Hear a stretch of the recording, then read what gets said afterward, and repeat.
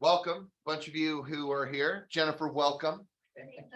Allison, make sure she doesn't fall asleep. All right, she already heard enough of me this morning, just so you know, Miriam. She doesn't need any more, but she's here, which is great. That's right. That's right. Okay, so one of the questions that is often asked, and it's one of the questions that I have always appreciated from Mr. Jason Carlson. And the question has always been this: how did you decide, or how did you choose what to do? And what I mean by that is, how did you choose? What he's asking is, how did you choose to create Everest? How did you choose for you guys selling real estate? How did you choose what you do on a daily basis? And my observation, just in my 51 years on this planet, has been this, and that is that everything comes down to a desire. Now, you could say other things like desire, purpose, hunger, but the one thing that I have consumed my life with is where some people get it and some people don't. And what I mean by that is there are people who are hungry and thirsty and continue to go after it, and there are people who just simply, they get by, they get a little bit of money, and they kind of stop. And ask yourself, how hungry are you? How thirsty are you for what you want out of your life? Now, the thing that is the indicator of that is this. We're going to come back over here, but I just want to write this word down for you. Commitment. How do you know someone's fully committed to their desires, purpose, goals, and what they ultimately want? Their most sacred desires, the things that they want the most. How do you know whether or not they're committed? Well, the first thing I would just echo to you, and we could, just because of time, I'm going to rip through it, but I could certainly ask you, and you would give me lots of great answers, but I'll tell you, I've narrowed it down to just a couple of things. One is that they are highly disciplined. And those who you see want something, hunger for something, desire something at a heavy and high level, have a high level of discipline. They're the individual who does more of what they say they're going to do than not. And the thing that's interesting to me is to watch people go, oh yeah, I really want that. And what they're really saying is, well, I really want that as long as I don't have to work really hard to get it. As long as I don't have to really pay a price to get it. As long as it's not really tough to get it. As long as I don't have to sacrifice anything to get it. Well, yeah, I would want it. And just ask yourself, how disciplined are you really in alignment with the fact that you say you want certain things? Maybe it's a new boat. Maybe it's a great vacation. Maybe it's an investment property. Maybe it's paying off your house. Maybe it's money in the bank. Your credit card's paid off. Maybe it's giving money away. Look, the thing is that almost all of our desires seem to be very similar. They're always about your health. They're always about your relationships, and they're always about your business and achievements and accomplishments. So go back here. If you really desire something, ask yourself, how disciplined am I? We're going to get back to this desire thing here in a second. But the second is this, and this is the thing. This is what I see so many people do. They'll say, I want this, and then they'll be really disciplined. And then, as Napoleon Hill in his book, Think and Grow Rich says, temporary defeats and setbacks will come. No matter what you desire, they will come. And if that's the case, then the question is this. Number two is, how creative are you? Because here's the point. Those who are highly committed to what they desire will be highly disciplined, but when the temporary defeats and setbacks happen, when there is a roadblock in their way, they will find a way. Now, can you put some strategy to that and some preface by, let's just make sure it's moral, ethical, and honest? Just want to point out that point. But the point is that they will find a way. The number of times that people have come into my life, Jay, and have said, it's not going to work. I don't know how you're going to do this. It's going to fail. It's not going to happen. It's not going to work. You're too optimistic. And yet the thing is that we find a way. And I can tell you that this very organization exists. None of you will ever know the moments when it was like, I'm not sure if we can pay that salary. I'm not sure if we'll hit a payroll. But lo and behold, every single time we would find a way back in the day. We'd find a way to make it work. Now just ask yourself, if you're so clear on what you want, if you are, like if you're really clear, are you so creative that no matter what comes into your path, you will find a way around it, over it, under it, through it? You'll find a way. How many of you like to find a better way, right? And that's the whole point. And the other thing is that people want to get rid of this discipline. They forget to be creative, because when we get down, depressed, sad, oh gosh, why isn't it working? Well, the creative juices completely turn off, because it's all an emotional process. But once we're committed, once we're disciplined, we find a way. But now come back over here, what you desire. And here's the thing, and speaking, Parker, of Jim Rohn, I remember years ago listening to whatever, I don't know what I was listening to, but it was of him. I mean, I don't know what, CD said or whatever it was, but I remember he said, here I am in front of a couple of hundred people. And I tell them, hey, Michelle, go get richest man in Babylon. It is so important that you save 10% of your income, no matter what's happening. So he said, the conference ends that day. I come back and he said, who bought the book? And out of the entire audience, 100, 200 people, how many of you think Michelle bought the book? So a lot of them, I think. How many of you think bought the book, Jay? 2 or 3 people.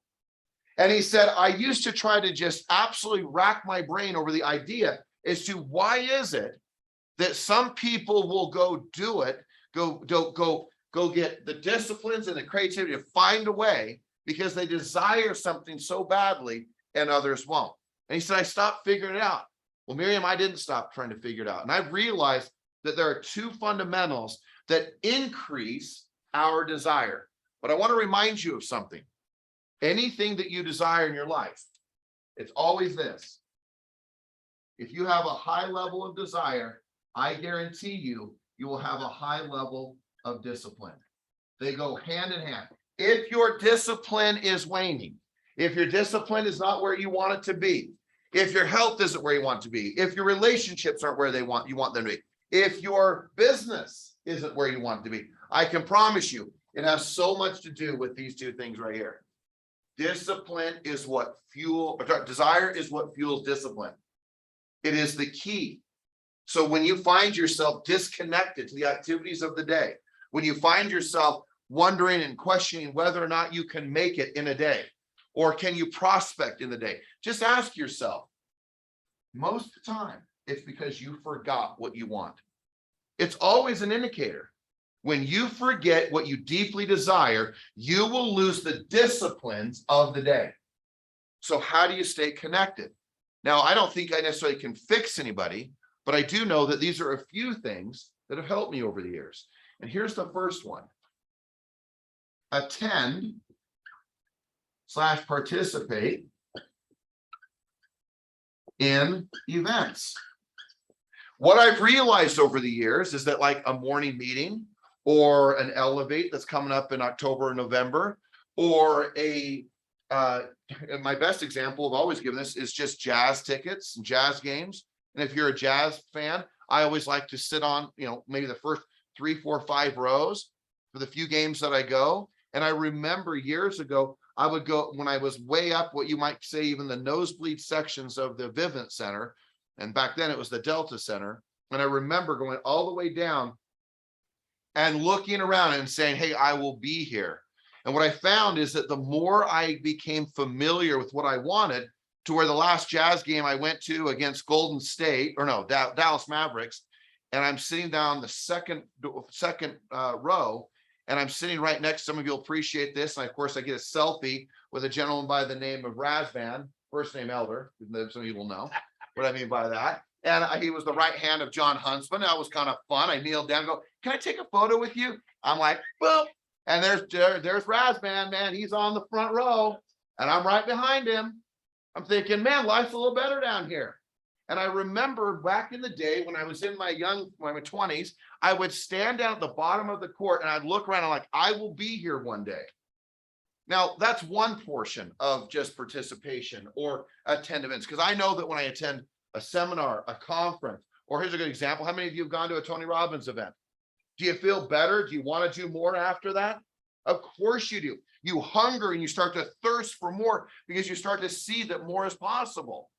That's what happens when we participate and we attend events and we go to things. So go to more things, which then in turn, what I've realized is that if it's the people that I spend time with. Now, a lot of people will say, well, no. Who's my best friend? Your best friend isn't necessarily who you spend time with. I have a lot of friends that I don't spend time with. I don't spend a ton of time. Rob's one of my best friends. I don't spend a lot of time with Rob, not because I don't want to, but I just don't. He's busy. I'm busy. Right? John Syatt's one of my very best friends. I couldn't even tell you the last time that I've done something with John. I mean that. And so the thing is does that mean that I become like my best friends? Or people say the five closest people to you is who you become like. No, it's not who you become like. You become like the people you spend time with. So if all you're doing is spending time with negative people, people who aren't achieving, people who aren't accomplishing, people who aren't driving their life, people who don't have a high level of desire, people who don't want to achieve extraordinary results in their life, you will become the opposite of that because you haven't taken upon yourself to spend time with the right people. You have to make sure that you do that. I believe there's 3 types of people you should spend time with. One is you're going to spend time with mentors. People that you pick out. Man, can I spend some time with you? Hey, can I take you to lunch? Hey, can we just jump over to Starbucks? Hey, could I just take 15, 20 minutes, 30 minutes of your time? And don't sit down with those people and go, can you be my mentor? Scares the crap out of people that are highly busy, by the way, being one of those people. All right. And I say that to you, just spend time with them. I always used to say, hey, Amy, can I just ask you a few questions? Can I bounce a few ideas off of you?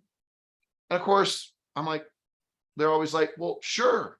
That's how I got to drive in the golf cart with Bill Child, who owner or former or builder of RC Willie. And I got to hear the whole story. He had to end it on the 16th hole at the Salt Lake Country Club. And on the 16th hole, he goes, hey, I got to go. I go, where are you going? Well, Warren Buffett just sent his G5 for me and I got to go meet him. And that's a true story. Wow. And I just wanted to say, hey, can we go play some golf? That's why you should all play golf. Wow. The amount of relationships I've created with golf is unbelievable. My favorite one recently is a guy that I met who was 32 years old, Amy. And I show up on Pebble Beach's first tee, and the guy does, and he had someone who was supposed to show up. It was on the 4th of July, actually, because one of our daughters had COVID. I'm like, well, I'm not coming home. I'm going to drive up the Central Coast. And I did. And I went up to Monterey from Ventura. And I now have a relationship with this guy. I'm sitting there and I say, hey, what do you do? He said, well, you're not going to, he goes, I don't even like telling people what I do. And I'm all, well, what do you do? He said, well, I bought $100,000 worth of Ethereum when it was $3 a share. He goes, I sold everything I had. And he goes, and I sold it for $4,100 a share or a coin. And he said, so, because it started, I go, how did you get here? Where did you fly into? And he said, Monterey. Now, anyone Jocelyn, who flies into Monterey, you know that they flew in private. So I want to know, well, then what do you do? And he said, well, I have like a net worth and I've pulled all my money out of $100 million at 32 years old, flying his private jet. And I am fascinated by this whole thing to where now I have a private DM on Telegram, whatever that one is, Telegram. And I talk to him all the time. And he lives in Vegas and he's coming up. He wants to play the Salt Lake Country Club. And I'm thinking to myself, wow, I didn't say, now can you mentor me in crypto? Because I need all your answers regarding crypto. And I need you to tell me, but now I just say, hey, it's what show? He goes, don't do anything until I tell you to do something. I'm like, okay, sounds like a good idea. Nothing wrong. I love it. I got a mentor who's 32 years old. Tell me how to run my finances in crypto. May say, wait a second here. Yeah. Because I want to put the right people around me. And when I saw him flying private and I saw he was 32 years old, I was kind of intrigued and I wanted to know what he did. And so I just started asking questions. And then I realized he hadn't come up to Utah to play golf. And now I'm joining a little digital golf club for $10,000 to go spend more time with him and his group of friends. Why? Because I want to be around people that raise my desire and my like my look, my view of the earth, the world, and what's possible. I'm not any different than you. It's just that oftentimes I'll make the effort, I'll make the connection, I'll make the relationship, and that relationship raises the desire. So I go back to like, why do I choose what I choose to do, to what Jason asked me years ago? Well, I choose it because oftentimes the people I spend time with, and often because of what I participate and I attend. And when I want to raise my desire, I go participate. But when people are down and out, they want to avoid getting with people. When people are down and out, they don't want anyone's advice. But when I'm down and out, it's the indication, like my alarms, like, are going down, Mayday, Mayday, get participating, get to a morning meeting, get to an event, talk to someone else who's smarter and brighter than you in these areas. All of a sudden, my desire starts to raise, and all of a sudden I get more disciplined, more creative, because my commitment starts to show through. As you start to weave this pattern throughout your life, you start to realize, wait a second here, I can change the whole course of my life by the people who mentor. Number two is the people who coach me. And if someone told me I can swipe a credit card and speed up my learning curve, sign me up, ladies and gentlemen. Just like I just hired another coach last week, because in the next 7 years, I want to do something politically. And I hired, crazy it is, Jim, a campaign manager. I did. Who helped all these people throughout the state. I'm not going to tell you who they are. I'm not going to tell you, but over the next decade, I wanted 7 years. I want to run for something. So what I do, you're telling me I can swipe a credit card and I can speed up my process? Sign me up. That's the deal. And I watch people, well, I don't know. I love it when I'm your coach, or one of our coaches a coach, or the managers are but man, get coached. Speed up the process. Like, why are you waiting so long to and it's not that you won't get from point A to point B sometime in your life, but man, if you want to speed it up, get coached and swipe the credit card. Instead of focusing on how much you can save, focus on how much more you could do. Years ago, I was playing golf this weekend with a guy who works at, of course, I was playing golf this weekend. You just play golf all the time. I play a lot of golf. So I'm playing golf, and I meet this buddy of Dylan's, my son-in-law. He's working as a private banker, equity, blah, blah, blah. He's like, got the, all the things. I'm like, I was pretty impressed. I'm like, well, you're pretty smart. And I was asking him questions, and he heard that I gone to U, and he's like, okay, well, what was your degree? And I'm like, well, I couldn't pass Math 105. For the third time, I realized that maybe if I can figure out how to do commissions and make a house payment happen, Jim, as a great lender, I could probably make it in this business. And I never graduated. Now I'm smart enough to put people like Rob and others who are smart around me, right? Everyone around me has their degrees. Everyone around me is smart, but I'm smart at hustling. I'm smart at figuring out a plan. I'm committed. And the thing that I found very interesting this week was the fact that as I sat there, and then he came over and he then heard the rumble of my Lamborghini start up and went, whoa, hold on a second here. What do you do? I said, I'm in real estate. It's always what I say, Michelle, I'm in real estate. And then if anybody wants to try to call me, they're like, wait a second, you're not just in real estate. What else do you do? And I say, well, I hustle every day. That's what I do. I hustle. I go out and I always, I joke about this, but in fairness, I made a commitment many, many years ago in my early 20s when I knew I wasn't going to get my degree, but I made a commitment that I was going to master my craft, and that I would master the ability to communicate, and I would master the ability to speak, and I would master the ability to coach, and I would master the ability to help people achieve all that they desire. And that's what I would spend my life doing. And yet I don't have the degree, and I'll go coach with someone. People are like, well, hey, now where did you learn all this? Because I screwed everything up. And well, I screwed up enough that I realized that's not the right way, and that this is the way you do it. You mean you didn't read? I go, yes, of course I've read books. Of course I've studied. But most of my life's experiences of failure and my inability to succeed at different moments of my life is what shaped my ability to help people. But the fact is that you have to make a commitment in this business to win and be highly disciplined. And no matter how big your gap is to win or to succeed, fill the gap and master your craft. Figure out what you're going to attend and what you're going to participate in. Get with the right people. And the third person that you need in your life is a cheerleader. right? You need someone who's going to say, you can do it. Not, you're probably not going to do it. It's probably not going to work out for you. Hey, I'm just doing you a favor. I just wanted to do you a favor. I don't know if you know this, but you're going to fail. I'm just trying to protect you. That was my favorite conversations with Ruby. I'm doing this for your good. You're going to fail. Oh, I didn't realize. Thank you. And yet there's so many people that we will listen to who aren't cheering for us, who really aren't coaching us, and who really aren't mentoring us. And part of the things I've seen is that most people will give their opinions to these things because they cannot see themselves doing it. And when they can't see themselves doing it, well, they sure as heck can't see you doing it. And if they can't do it, then you for sure cannot do it. And don't get caught into those friendships and to those associations of all the people who set the limitations of what's possible for your life. Go live the life that you're destined to live. Go live the life that you really desire. Put the discipline in place. Make sure that you're highly, highly creative so that you can figure out how to win this game.